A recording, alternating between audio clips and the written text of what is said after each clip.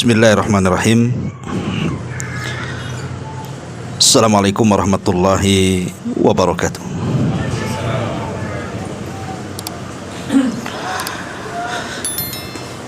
Alhamdulillah wassalatu wassalamu ala rasulillah wa ala alihi wa sahbihi wa mawalah wa la hawla wa la quwata illa billahi wa ba'du. Alhamdulillah, segala puja dan puji hanya milik Allah subhanahu wa ta'ala. Salawat dan juga salam tetap kita hadiahkan kepada Rasul kita Nabi besar Muhammad sallallahu alaihi wa ala alihi wasallam. Alhamdulillah, di malam hari ini kembali kita bisa duduk di rumah yang insyaallah diberkahi Allah azza wa jalla, tentu dalam rangka bertalabul ilmi.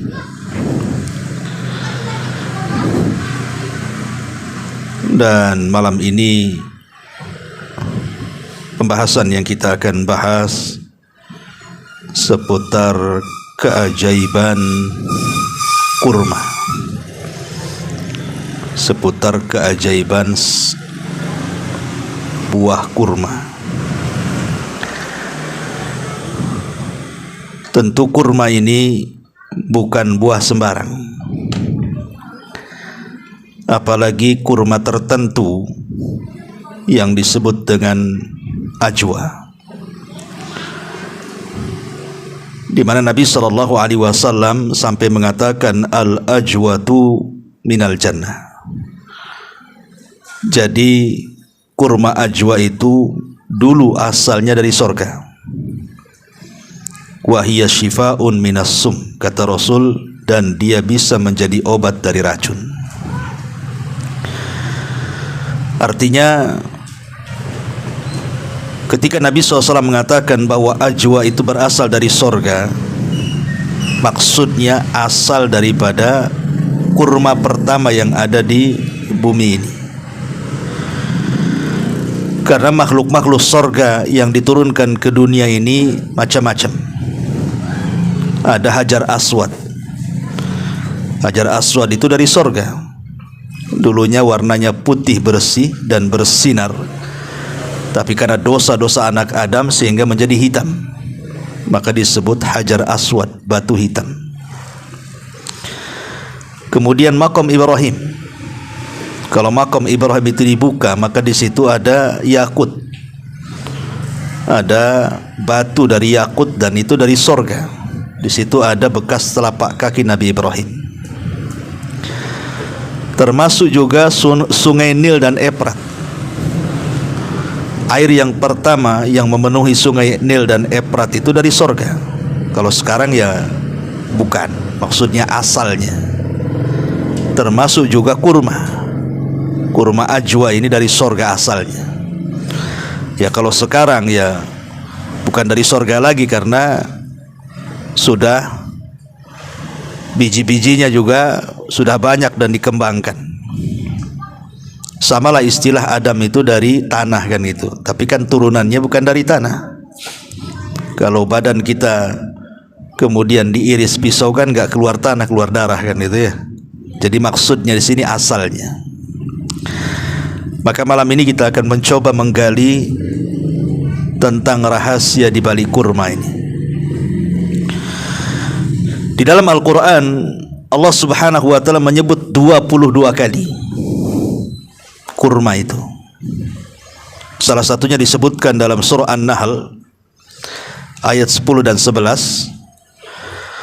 Allah subhanahu wa ta'ala mengatakan, huwaladzi anzala minas sama'i ma lakum minhu syarabun wa minhu syajarun fihi tusimun yumbitu lakum bihi zar'ah waz zaitun wan nahil.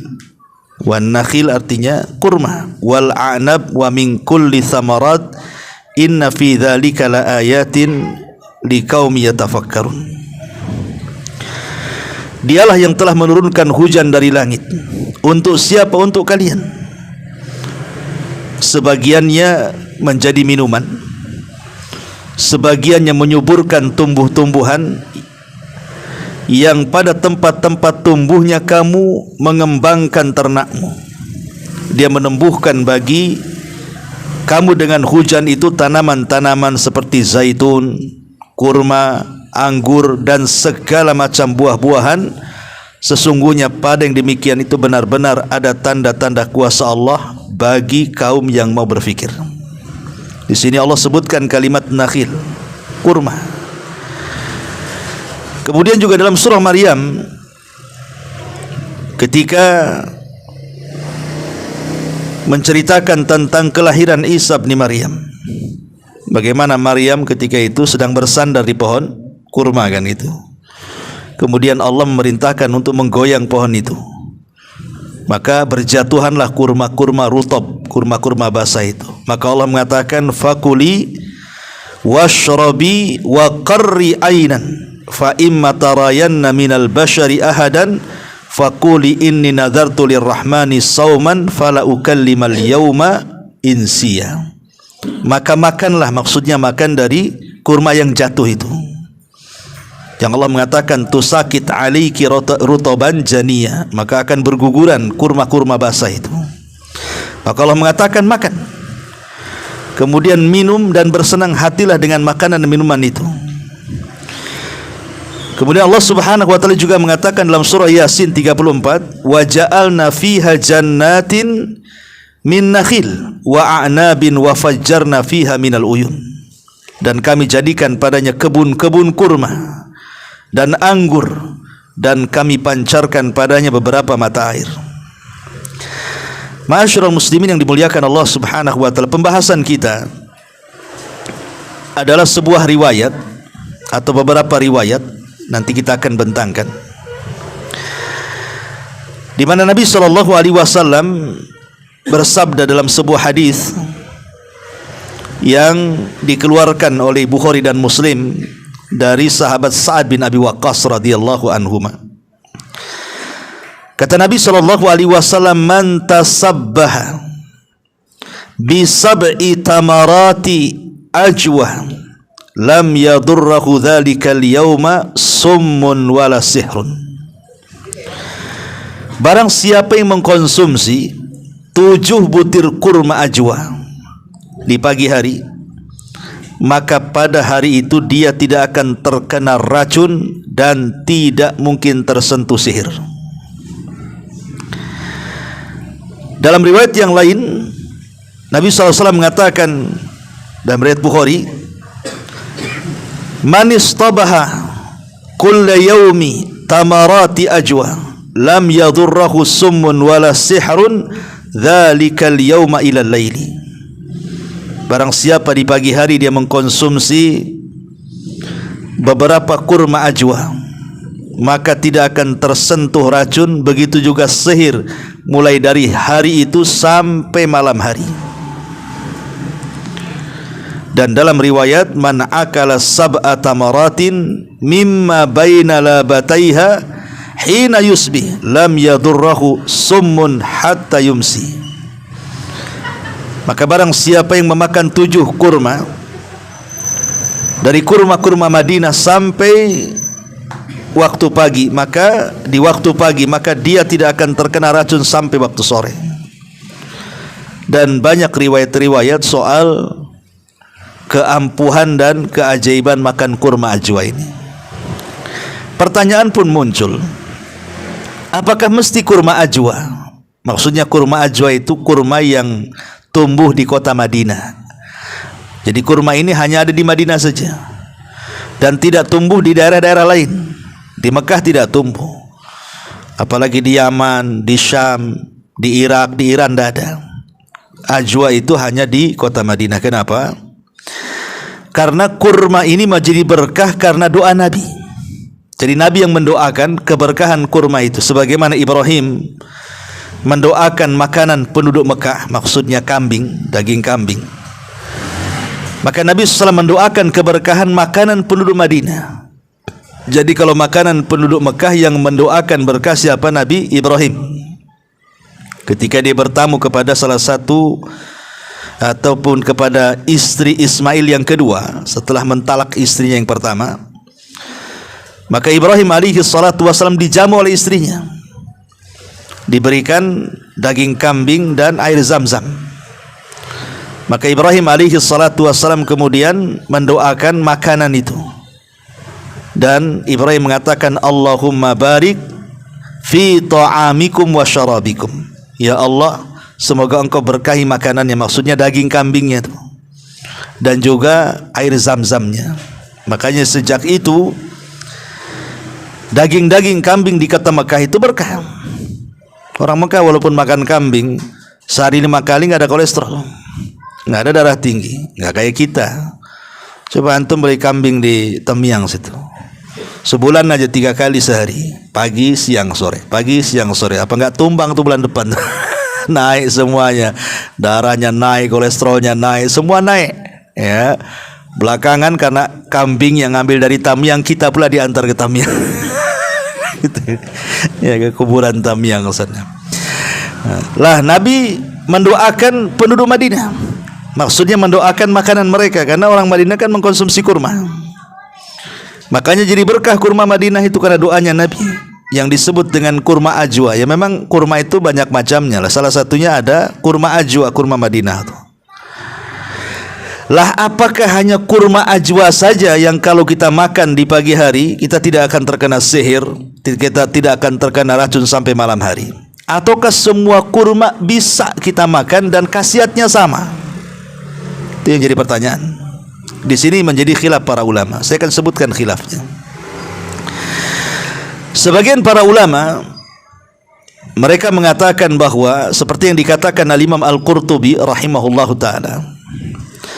Dia mengatakan zahirul ahadits khususiyatu ajwatil madinati bidaf'i summi wa ibtalis sihri. Kata Imam Qurtubi rahimahullahu taala, kalau melihat zahir hadis, maksudnya lahiriah hadis yang kita pahami, seolah-olah Nabi SAW hanya menghususkan kepada korma ajwa Madinah saja. Karena riwayat-riwayatnya kan bercerita masalah ajwa yang bisa menolak racun dan sihir itu. Beliau mengatakan seperti itu. Tetapi kata beliau, lakin qad qala ulama'un akharun, tetapi sebagian ulama yang lain mengatakan, illam yajid tamran min tamaratil madinati, kalau memang kita tidak mendapatkan kurma ajwa, nggak ada kan, memang agak sulit kan itu ya, dapatinya sulit juga, harus pesan sama orang umroh atau haji yang ke sana kan. Kalaupun kita beli mahal pula ajwa itu di sini. Ya, kata beliau, falyastakhdim min ayyi tamrin indahu, maka boleh semua kurma yang jelas dia kurma itu bisa manfaatnya sama. Kurma apa saja, yang penting dia kurma. Ya, jangan kurma Jawa. Kalau kurma Jawa itu dari gula. Dia bukan dari pohon dia. Itu namanya cermai, itu apa itu, buah cermai yang kayak kurma itu kan. Nah, itu bukan itu. Maksudnya ya kurma, maklum lah kurma kan itu ya. Maka kata beliau boleh semua kurma bisa dimakan. Dalilnya adalah hamlan lil muqayyadi 'alal mutlaq, membawa dalil yang terikat kepada yang mutlak. Karena masalahnya tidak ada, kita mau cari ajwa agak sulit, cemana pula kan itu. Maka dibolehkan kita mengambil kurma apapun, itu manfaatnya sama, kata Imam Qurtubi. Dan senada juga dikatakan atau difatwakan oleh Syekh Ibnu Utsaimin rahimahullah ta'ala dalam kitabnya Fatawa Nur ala Darbi. Apa kata Syekh Utsaimin?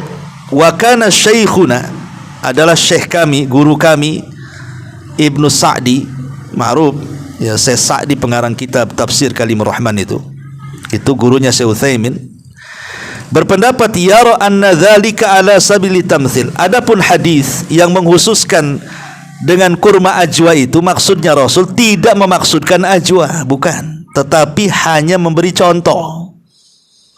Bahwa di antara sekian kurma itu contohnya ajwa gitu maksudnya. Bukan maksudnya itu hanya kurma ajwa, yang lain tidak. Enggak, bukan begitu maksud hadis itu. Kata Syekh Utsaimin mengambil perkataan gurunya, maksudnya Rasul ketika menyebutkan ajwa itu ala sabili tamtsil, hanya sekedar memberikan contoh. Semua kurma sama manfaatnya, Tapi contohnya adalah ajwa gitu maksudnya. Kemudian beliau mengatakan wa annal maqsud at-tamru mutlaqo. Yang dimaksud hadis itu adalah kurma secara mutlak, secara umum. Bahwa kalau kita mengkonsumsi kurma apapun di pagi hari 7 butir dengan diniatkan untuk menghilangkan atau menolak racun dan sihir, maka manfaatnya sama dengan ajwa. Dan Syekh bin Baz rahimahullahu taala juga mengatakan wa yurja an yanfa Allahu bidzalika tamar kullahu. Dan diharapkan Allah memberikan manfaat kepada hadis itu, maksudnya kurma secara umum. Walaupun kata beliau secara nas memang ditunjukkan kepada kurma Madinah, kurma tamar maksudnya. Tetapi beliau mengatakan wa yurja annallaha yanfa bi baqiyati tamri. Tapi saya mengharap, kata Syekh bin Baz, bahwa manfaat itu bukan hanya sekedar kurma Madinah saja, tapi semua kurma.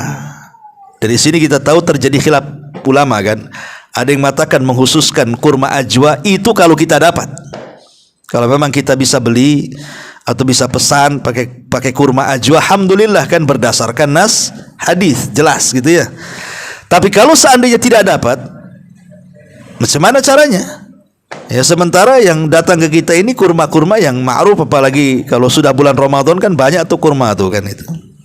Nah, maka kalau kita melihat fatwa atau perkataan Syekh Utsaimin, kemudian juga Syekh bin Baz dan sebelumnya Al-Imam Al-Qurtubi dan yang lainnya mengatakan bahwa kalau kita tidak mendapatkan kurma ajwa, maka boleh kurma-kurma yang lainnya. Itu sama manfaatnya. Ya, wallahu alam.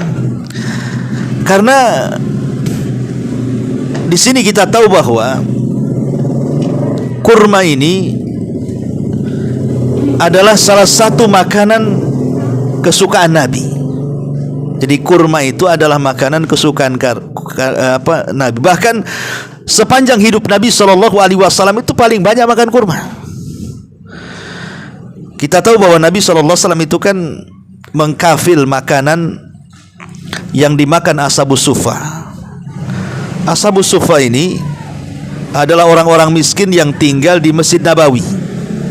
Mereka bermulazamah dengan Nabi SAW dan mereka diberi makan sama keluarga Nabi, istri-istri Nabi. Lah kehidupan Nabi kita tahu pas-pasan.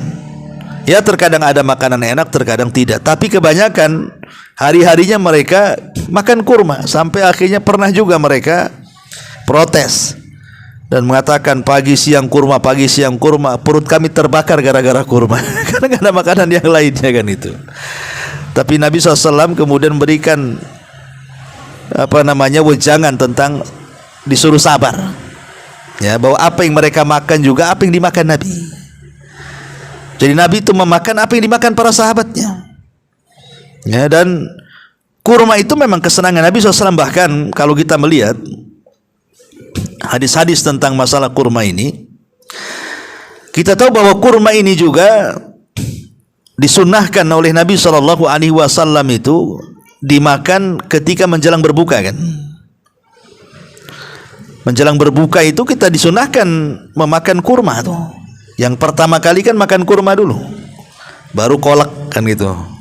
Kalau kita kolak dulu baru kurma. Kadang-kadang nggak mau kurma ya kolak langsung, kalau bisa goreng bakwan kan itu ya. Padahal sunnah itu ndak gitu. Ya, disunnahkan kita itu makan tamar dulu, kurma dulu. Ya, karena itu untuk supaya sehat pencernaan kita kan itu ya. Baru kemudian makanan berat. Artinya sampai disunahkan ketika berbuka itu makan kurma ini memang menunjukkan bahwa kurma itu banyak khasiatnya. Ya. Bahkan disebutkan dalam hadis Abu Hurairah radhiyallahu an, Nabi SAW mengatakan ni'mas sahur al-mu'min at-tamru. Sebaik-baiknya sahur seorang mukmin itu adalah dengan kurma. Jadi dia makanan pembuka puasa dan juga makanan sahur.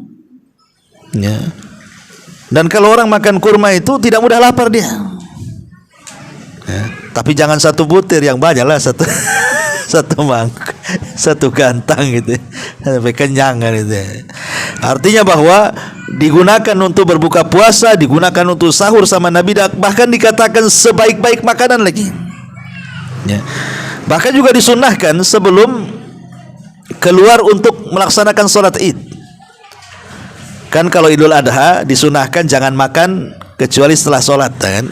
Tapi kalau Idul Fitri makan dulu baru keluar sholat, untuk menunjukkan bahwa kita tidak puasa di hari itu. Makanya Fitri itu artinya kembali buka. Jadi sebelum Idul Fitri kita makan, menunjukkan kita tidak puasa, karena puasa di Idul Fitri tidak boleh. Ya. Makanya disebutkan dalam hadis Anas bin Malik radhiyallahu an, kana Nabi sallallahu alaihi wasallam la yaghdu yaumal fitri hatta ya'kula tamarat wa ya'kulahunna witran. Nabi sallallahu alaihi wasallam kalau sebelum berangkat salat Idul Fitri, maka beliau memakan kurma dan juga istri-istrinya dengan jumlah yang ganjil. Dengan jumlah yang ganjil maksudnya 3, kalau kurang yang 5, kalau kurang ya 7 gitu ya. Pokoknya jumlah ganjil. Karena Allah itu suka yang ganjil-ganjil. Ma'asyiral muslimin yang dimuliakan Allah Azza wa Jalla, termasuk juga dijelaskan di dalam beberapa hadis, seperti hadis yang dikeluarkan Imam Muslim dalam sahihnya dari Aisyah radhiyallahu anha.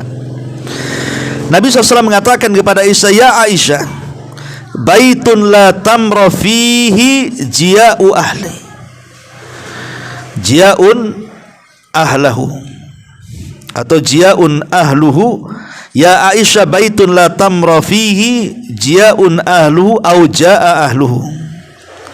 Wahai Aisyah, rumah manapun kalau tidak ada kurma, maka kelaparan tuh orang-orang yang di dalamnya. Karena kurma ini bisa disimpan bertahun-tahun, ikhwan.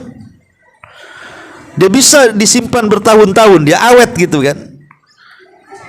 Makanya di akhir zaman itu sampai-sampai Nabi Shallallahu Alaihi Wasallam memerintahkan kita untuk mengumpulkan kurma, kan? Karena kurma ini bisa disimpan masalahnya. Kalau beras disimpan ini berkutu lama-lama, kan? Lama-lama rusak, kan? Kalau kurma tidak. Itulah keajaibannya pohon kurma, buah kurma itu bisa disimpan lama dan tidak ada masalah. Ya, kalau buah-buahan yang lain jeruk seminggu saja sudah busuk, kan itu ya, nggak bisa dimakan. Kalau kurma tidak, karena ini keajaiban buah kurma ini. Bahkan ada sebuah riwayat dari Sunan Abi Dawud, diceritakan dari Mujahid dari Sa'ad bin Abi Waqqas. Apa kata Sa'ad bin Abi Waqqas? Dia mengatakan, maridtu maradan, satu hari aku sakit, kata Sa'ad. Atani Rasulullah sallallahu alaihi wasallam, maka Rasul kemudian datang kepadaku, ya'uduni, mengunjungiku. Fa wada'a yadahu baina thadyi hatta wajadtu baradaha ala fuadi. Kemudian Nabi sallallahu alaihi wasallam meletakkan tangannya di atas kedua dadaku sehingga aku merasakan dinginnya tangan Nabi. Faqala, maka kemudian beliau berkata, innaka rajulun maf'udun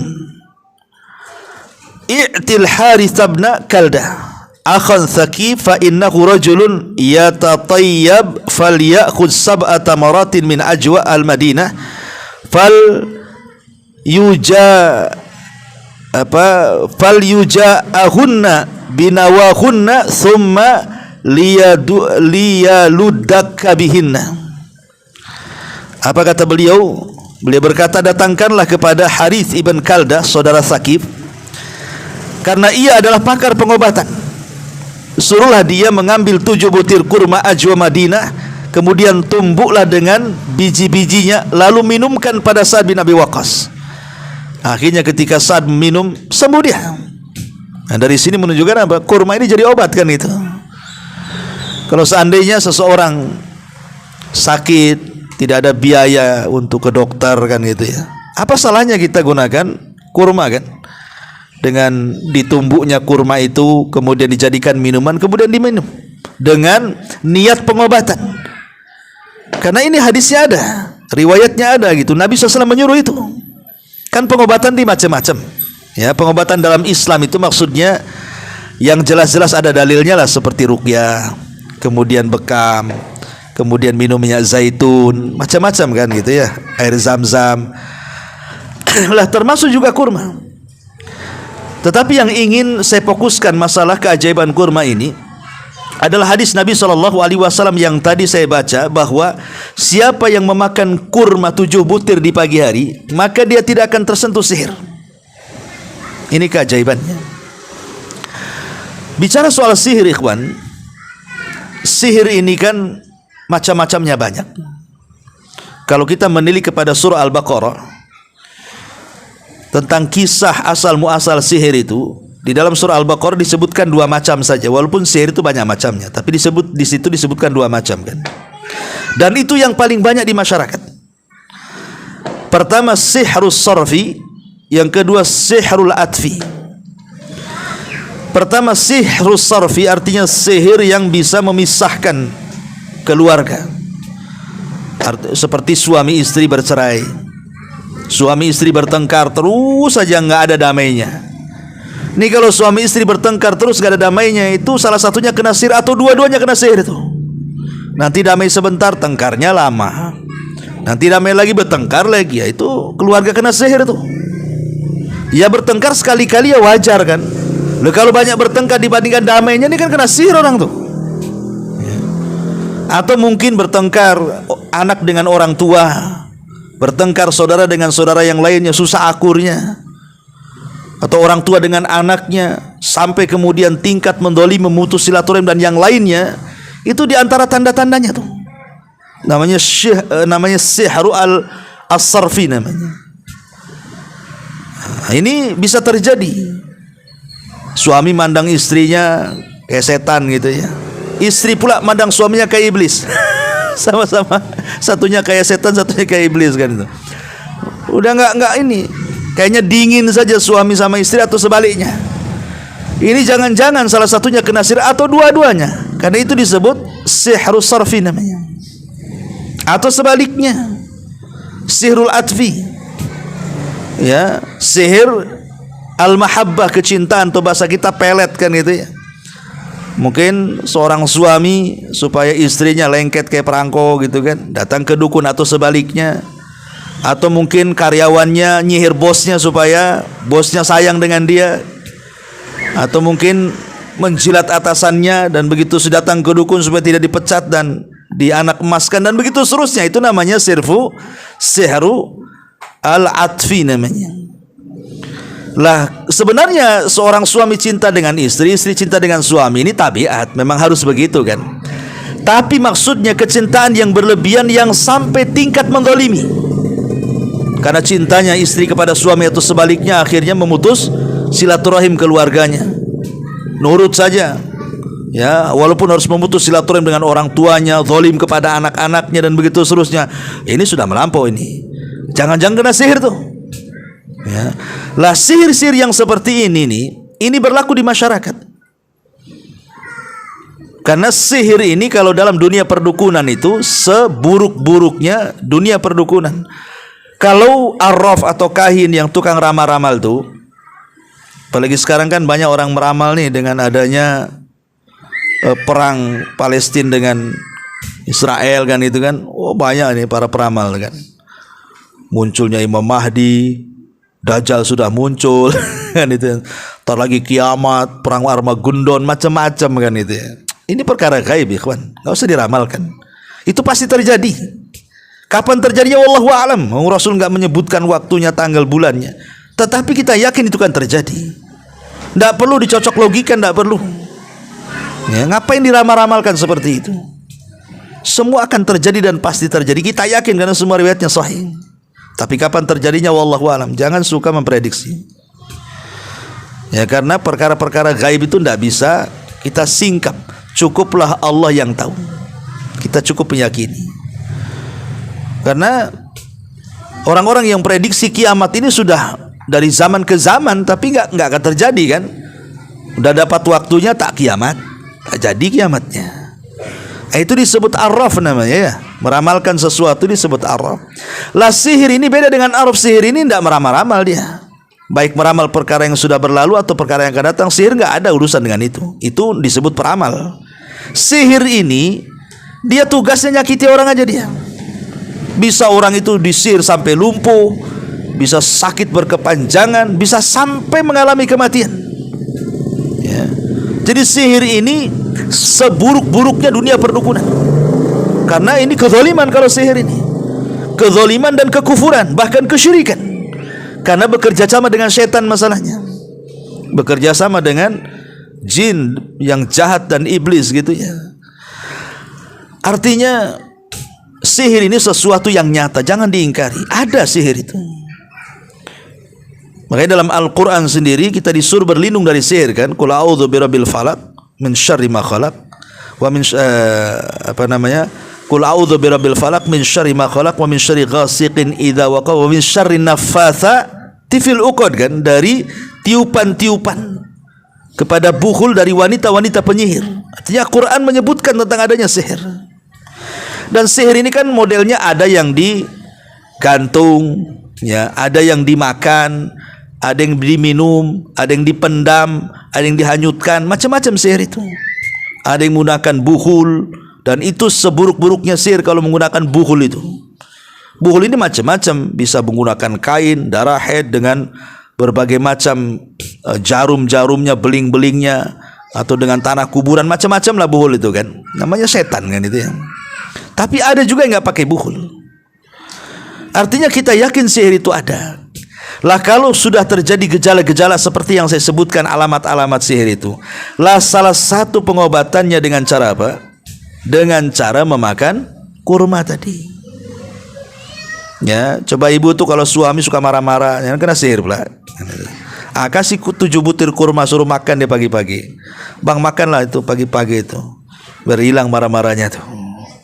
Kok masih marah-marah lagi sampai sore, kasih lagi sorenya sampai kenyang pakai kurma. Tapi harus diniatkan, karena innamal a'malu biniat. Kalau niatnya hanya untuk kenyang-kenyang saja, ya untuk kenyang saja dia, nggak ada manfaat ke sihirnya kan. Maksudnya segala sesuatu harus diniatkan. Sama dengan orang meruqyah. Kalau kita baca Quran saja nggak ada niatnya, ya kita dapat pahala saja. Setiap satu hurufnya 10 pahala.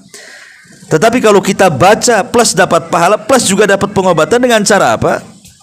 Bertawasul, meniatkan bahwa bacaan-bacaan Quran ini bisa digunakan untuk ruqyah. Sama juga ketika kita memakan kurma tadi. Ya, ketika kita tidak ada kurma ajwa nggak masalah. Ya, pakai kurma-kurma yang lainnya juga bisa. Kita bisa, dan itu bentuk perlindungan sebenarnya. Tidak harus nunggu kena sihir dulu baru makan kurma, tidak. Kita bisa konsumsi tiap hari, ya. Beli kurma lah 1 karung di rumah tuh. Kan kurma apalagi Ramadan kan banyak tuh dibuang-buang. Ambil aja lah, taruh di rumah. Kalau orang tidak tahu keutamaannya, biasanya malas makan. Tapi kalau orang tahu keutamaannya, biasanya rajin makan. Makanya kalau pas banyak-banyaknya kurma itu, kumpulin aja di rumah. Nah, itu bisa kita konsumsi setiap pagi 7 butir dengan niat kesembuhan, terhindar dari sihir, terhindar dari racun. Kita kan tidak tahu, ya, boleh jadi kita tersengat apa kan itu ya, entah tersengat kalajengking, tersengat nyamuk, tersengat semut, apalah binatang-binatang yang beracun, kita tidak tahu. Maka di sini dengan memakan kurma itu bisa terhindar dari itu tuh. Lebih daripada itu, terhindar dari sihir lagi. Dan sihir ini salah satu cabangnya adalah orang yang hasad. Ya, orang yang hasad di sekeliling kita itu. Tidak mesti orang datang ke dukun untuk menyihir kita itu. Karena orang yang hasad itu di matanya ada sihir tuh, yang disebut dengan penyakit ain, namanya penyakit mata. Makanya Rasulullah SAW itu berlindung dari penyakit mata orang hasad. Dan kebanyakan orang meninggal ini gara-gara penyakit ain. Ya, kebanyakan orang meninggal itu rata-rata karena terkena penyakit ain. Karena pandangan orang yang hasad itu biasanya menjadikan penyakit bagi kita itu. Macam-macam penyakit ada jadinya. Lah orang yang hasad kan tidak tahu di depan kita, di belakang kita, samping kiri kanan. Umpamanya kita tinggal di sini nih. Kita kan di depan ada rumah, di belakang ada rumah, kiri kanan ada rumah. Yang hasad dengan kita tidak tahu loh. Mana satu, apakah yang belakang kah, yang depan, dan kita nggak boleh suudon juga. Ya, kita nggak boleh suudon. Nampak tuh yang sebelah sana hasad, kenapa? Tak tahu, tak pernah ketawa. Bukan ketawa itu bukan karena hasad atau karena ketawa, bukan. Kita tidak boleh suudon juga. Tapi yang jelas di sekeliling kita itu pasti ada orang hasad. Nggak mungkin beda. Mungkin di pengajian, mungkin di pekerjaan, ya mungkin bertetangga. Namanya orang hasad itu pasti di mana-mana. Makanya kemudian hasad ini kalau dimiliki orang baik jadi baik.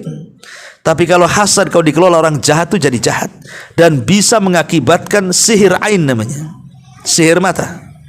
Makanya kita lihat kalau umpamanya ada acara keluarga umpamanya kan, entah walimatul arus, entah akekah, pokoknya yang sifatnya ngundang orang lah. Ketika ramai orang biasa-biasa saja keluarga itu tidak ada masalah, cekakak cekiki, ketawa ketiwi, berguyon sana berguyon sini. Ketika tamunya mulai hilang satu, tiba-tiba bertengkar pula. Loh tadi ketawa-ketawa ada tamu, ketika hilang tamu pula bertengkar. Jangan-jangan dari seluruh orang yang diundang ke rumah itu ada satu yang hasad kepada kita tuh.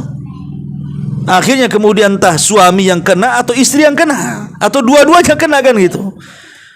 Makanya kalau ngundang orang itu juga kita harus berdoa kepada Allah Azza wa Jalla supaya kita jangan terkena penyakit hasad. Ya, atau dihasadi orang. Dengan cara apa?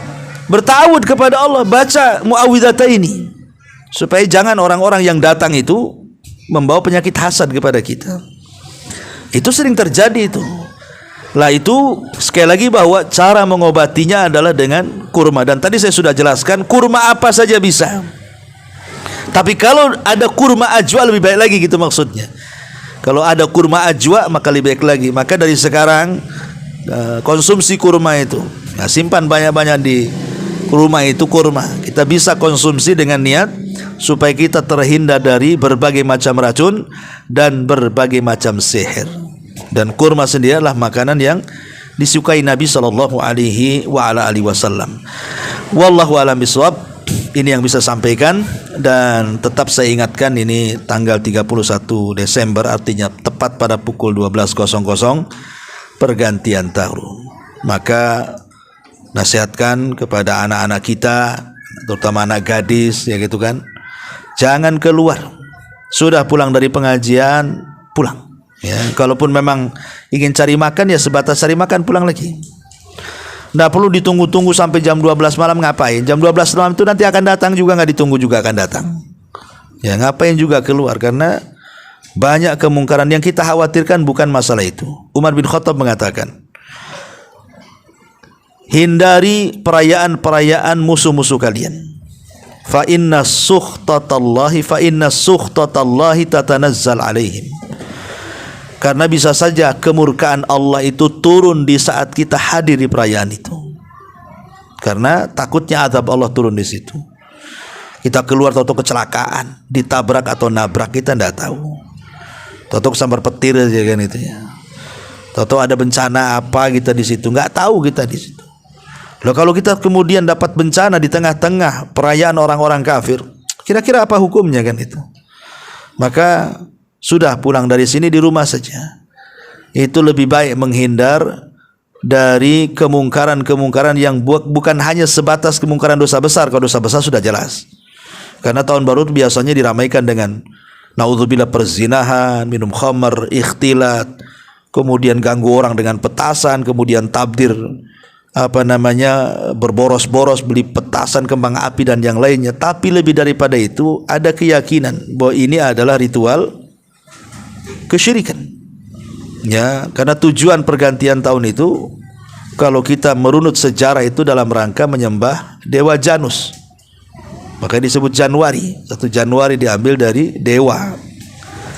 Kalau kita merayakan 1 Januari artinya seolah-olah kita merayakan dewa kan gitu ya. Maka apalagi kalau disebut pergantian tahun Masehi, yang namanya Masehi dinisbatkan kepada Isa Al-Masih. Dan keyakinan kepada Isa Al-Masih, tahulah kita dengan orang Nasrani beda. Mereka menganggap Tuhan, kita mengatakan bukan Tuhan. Makanya bukan hanya sekedar peringatan biasa pergantian tahun, tapi lebih daripada itu ada ideologi yang terselubung. Walaupun kita nggak yakin di situ. Sahabat juga nggak yakin ketika mengadakan Nairuz dan Mihrajan kan, ulang tahun Persia, tapi Rasul tetap melarangnya dan menggantikan dengan Idul Fitri dan Idul Adha. Kan tidak mungkin sahabat melakukan kesyirikan. Mereka hanya makan-makan, main-main, ngobrol-ngobrol, tapi Rasul melarangnya. Sama juga dengan kita ini, kita hanya cari makan kuliner tahun baru. Kita hanya nengok petasan, kita nggak nyalakan petasan, kita hanya senang-senang. Iya, sahabat juga sama kok, tapi dilarang sama Nabi. Ya, nggak boleh hadir di situ. Kenapa? Karena yang seperti ini akan mengantarkan kepada wasilah kepada dosa yang lebih besar daripada itu. Makanya sifat seorang mukmin itulah yashhaduna zur, tidak pernah menyaksikan apapun kemungkaran. Harusnya terbalik, man ra'a minkum mungkaran falyughayyir biyadi. Kalau kita melihat kemungkaran haruskan dirubah. Malah terlibat pula di situ. Ya. Yang lebih parah pula, orang tua saking sayang dengan anaknya minta kembang api, dibelikan pula kembang api itu. Enggak usah lah kan itu. Enggak usah dibelikan, biarkan dia nangis. Biar kita didik anak kita tahu bahwa tahun baru itu bukan ulang tahun kita. Ajarkan kepada anak kita. Ya, kalau dia minta beli petasan, minta jangan. Ini enggak boleh tasabuh dengan Majusi. Ya, bakar-bakar api itu ini orang Majusi. Niup-niup trompet itu orang Yahudi, nyanyi-nyanyi itu orang Nasrani. Jangan. Tanamkan hal-hal yang seperti itu kepada anak kita supaya tahu bahwa setiap pergantian tahun anak kita juga tidak merayakan seperti yang orang-orang kafir rayakan. Wallahu a'lam. Nasihat saya. Subhanakallahumma bihamdika asyhadu an la ilaha illa anta astaghfiruka wa atubu ilaik. Allahu ta'ala. Assalamualaikum warahmatullahi wabarakatuh.